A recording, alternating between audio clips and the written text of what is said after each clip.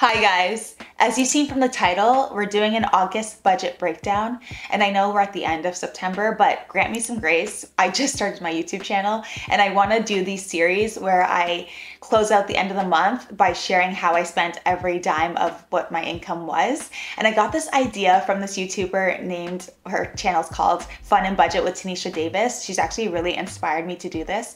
And if you've been watching my TikToks and my Instagram stories and reels, you'll know that I do like daily spending vlogs, like mini vlogs, but I usually do like, okay, what I spend in a day, or let's get a head start on our budget, that type of video. So here I want to do a breakdown at the end of the month, kind of a thing, like how she does hers. And actually she's really inspired me because before I always used to think like, oh, okay, like, yeah, you make your income and you make your $2,000, $4,000 type of thing. And it wasn't until watching her videos when I was seeing such large incomes that she was making, like $15,000, like $18,000. And that was what shifted in my mind. I was like, oh, like you can actually make this kind of income. Like that's inspiring. And so she inspired me to increase my income, and we're gonna do an August budget breakdown. So let's do it. So I've got my iPad right here and I use Google Docs. If you know me, I have my own templates. Click the link in the bio to get a copy of my templates. But I have budgeting templates and that's what I use, and it's on Google Docs. And so I have the Sheets app and you can see everything, your whole entire budget on Google Sheets. So in the month of August, we brought in $27,025.19. And if you've been following my Instagram or my TikTok, you'll see the breakdown of where that actually comes from. But I'm not gonna mention it on here. I just want to do a breakdown of how I spent every dime of that, because I do a zero-based budget. So I allocate every penny to an assignment. So everything is doing something. There's nothing, I don't like money sitting idle. I feel like that's such a waste. So every dime has an assignment. I should say this, I do a month ahead budget. So I use the current month's income for next month. So when I say that in August, I brought in $27,000, I'm pretty much saying I made that money in July to use for August. So right now we're in September. I'm spending August's money right now in September, and in October, I'll be spending September's money. So I know that's kind of confusing, but check out my Instagram. I talk more about that. So back to this, in August, how we spent that. So I always pay myself first, no matter what. I don't care what it is. I have the minimum amount that I will put towards savings, investments, sinking funds, anything like that. Any type of savings goal, including investments, I do that first. But if I wait to fill out my savings with what's left over, it'll never be enough. So I have life hacked that trick for myself, and I notice that I save way more money when I get that out the way first. So $27,000. Well, technically $27,025.19. So we put 20,000 of that, 20,900 of that to be specific, into savings. And that breakdown was for RSP. I should have a thing right here.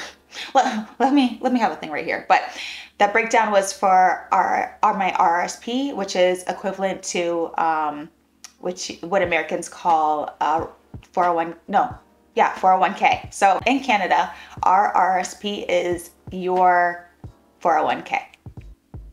So we put $3,700 into that. My TFSA, which I think I maxed it out that month. My TFSA here in Canada is the same as your Roth IRA if you're in America. So we put $4,600 into that. I put $2,400 into taxes and $2,000 into my emergency fund. And then we put $2,800 into my savings goal. So I have savings goals set aside, and I can talk more about that later, but for now, that's what I have. And in total, of the income that I made, 20,900 of it went to savings. So what was left over went to go pay for bills and expenses. So for bills and expenses, we spent $2,004.83. I like struggle with numbers, like saying numbers, even though it sounds so normal in my head, but like saying it out loud, I'm just like, 23, what? But so $2,004.83 of that went to bills. So my bills were my rent, my parking, my cell phone and my internet. This is the same company, it's just combined. My Peloton, I actually include that as a part of a bill as opposed to in my expenses because it comes out of my account every month anyway, and it's essential, like, you know what I mean? So it's a bill with a due date. So I include that in my bills. And then my hydro, which is like utilities. So that $2,004.83. Next was expenses. So in the month of August, my expenses includes groceries. So I allocated $380 to groceries, and I went over. I don't know if I'm going to show that here, but I did go over. But we didn't go over for the entire month, so don't worry about that. So we allocated, so let me just actually tell you the actuals instead of, I'll share both the budgeted and the actual. Okay, so for groceries, we budgeted $380 and we spent $391.62. Gas, we spent $207.90, but we budgeted $200, so we went over for both gas and groceries. For my dog hair, I budgeted in $719.42, but that number sounds so specific because it is. I had a breakdown of what I needed to do for my dog. So he needed to go to the groomers, I needed to get dog food, he had to go to the vet. There was a few things in there, and the dog food, I already know the price of it down to the penny. So that's why it sounds so like oddly specific. But the vet appointment actually was a lot less than I thought it would be. So we spent $649.22. So we were under budget by $70, which covered a lot of the overages that I had. For personal care, for personal care, I actually budgeted $1,245.66 for personal care, but I spent $1,254.01. So I was over by $8.35. It doesn't sound bad. It equals out at the end of the month. But for personal care, I did a few things. I bought things at Sephora. I got my eyebrows microbladed, which was the best decision of my life. I got a facial. I get a facial every month. Things like that. I also spent $16.79 for vitamins, which I didn't budget at all because I didn't intend to buy vitamins, but I did. For takeout, I budgeted $40 for takeout, and I actually spent $39.80, which is not bad.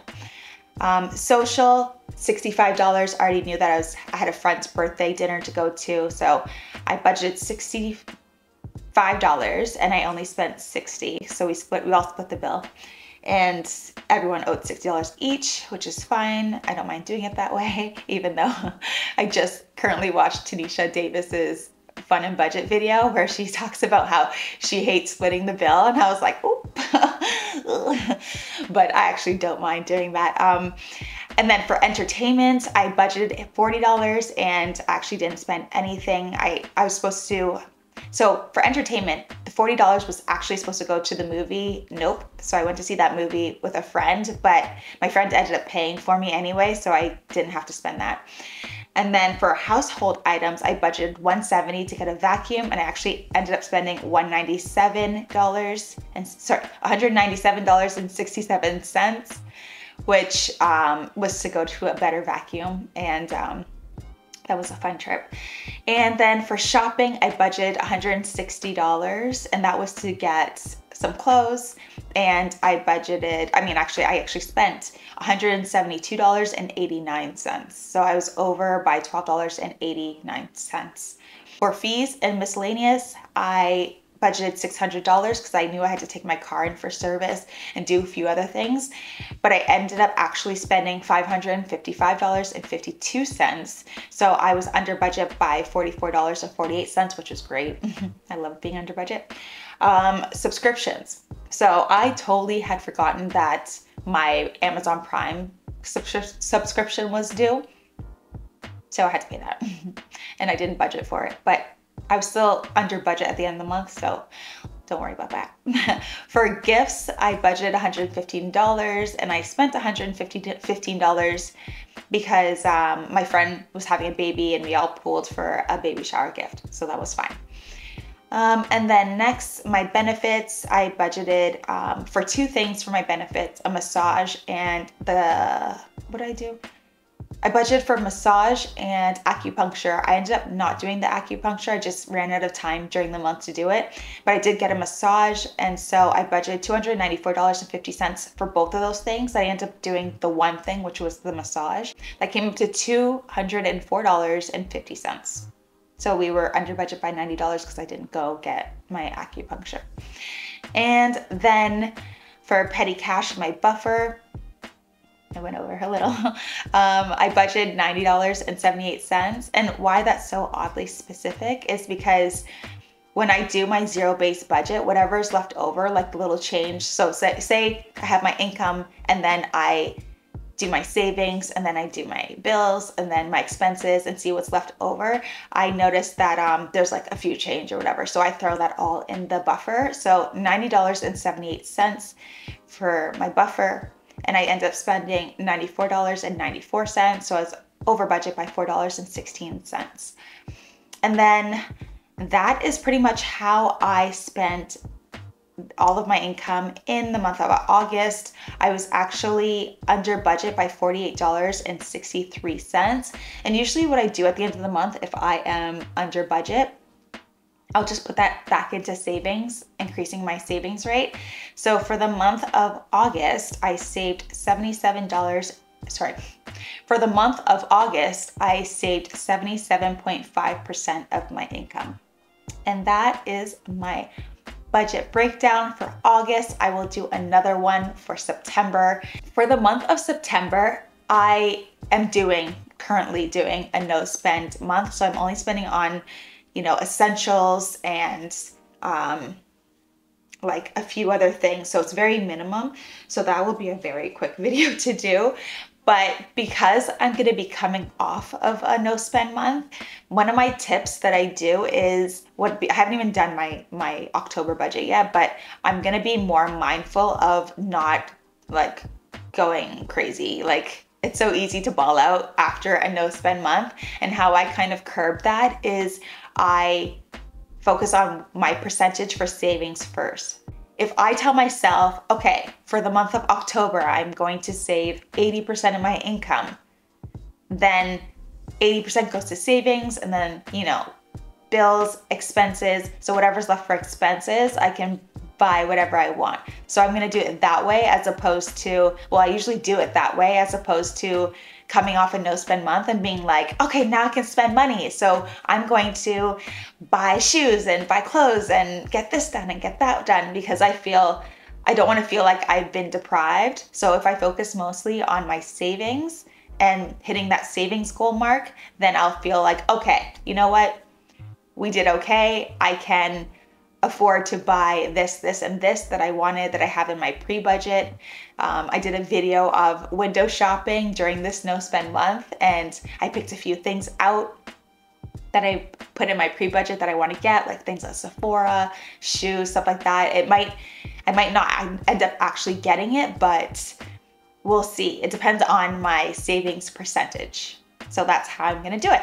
So this was fun, and a huge thank you to watching Fun and Budget with Tanisha Davis. Her videos are so inspiring to me, and I really want to continue this type of a series of end of month budget breakdown.